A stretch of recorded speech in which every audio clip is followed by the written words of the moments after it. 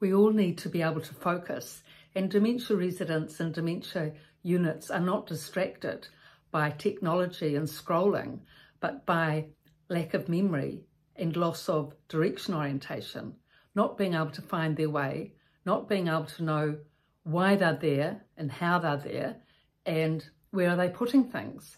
It's very distressing and anxiety provoking for women, especially losing the handbag, and men typically, where's my razor?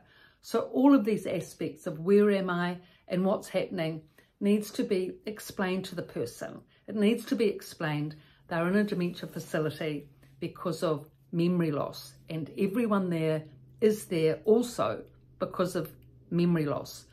Now, when dementia residents know that, it's very reassuring when they know, okay, I've got my bedroom and bathroom here, cares, laundry and cleaning is all done. When they know that, then they can start to actually relax, focus and integrate.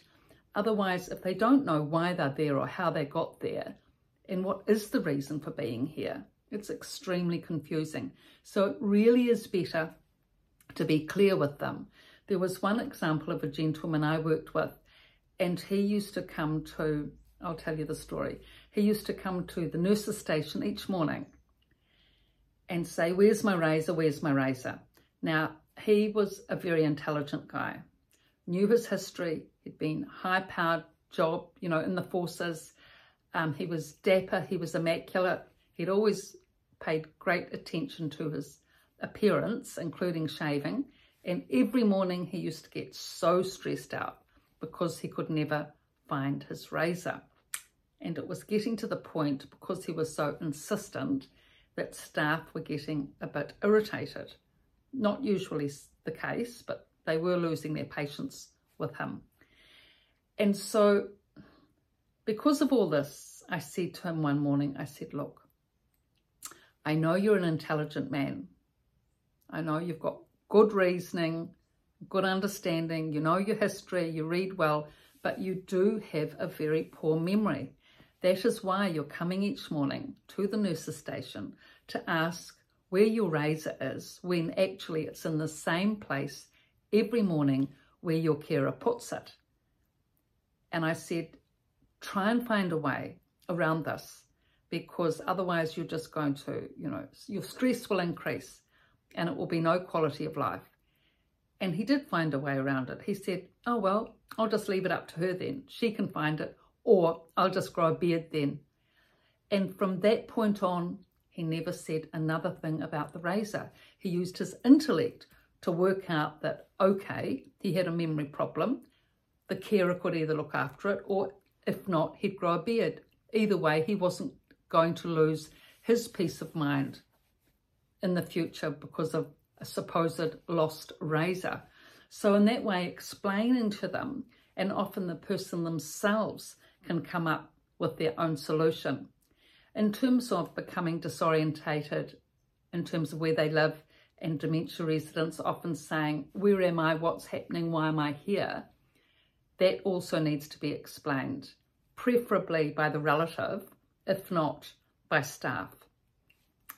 I used to explain constantly to the dementia residents at activities about the facility, why they were there, and etc. And, you know, I just explained, I said, look, everyone here has a memory problem. Of course, there are often denials with that. But of course, once the dementia blanks start happening and they each start witnessing each other having memory problems, then they start to realise, well, okay, people around me are having memory problems, maybe I do as well. And when you start discussing it with each other about the various problems you're having, then it can start to sink in and become more normalised, more sort of naturalised, if you like. So when I used to have these discussions with the residents, that's one or two of the women used to say, one woman in particular, she was a school teacher. She came into the facility. The first thing she said was, oh, it's so lovely, it's so clean, it's immaculate, I love it. What a beautiful big lounge. She was settled from the start. She thought she was in a hotel, so she was fine.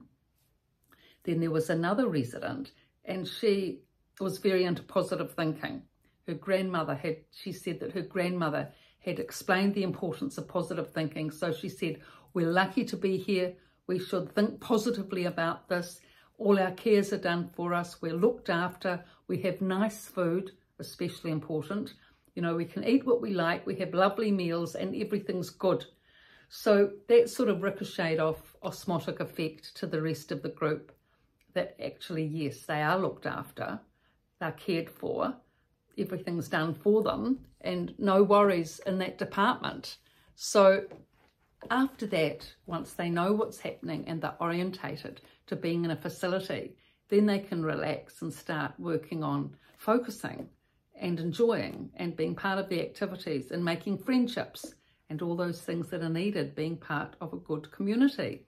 So all these stories are written in these two books, The Resident's Voice and The Resident's Rise. I've written these on Amazon and my website description below. Thank you for your looks and likes, and please subscribe. Thank you.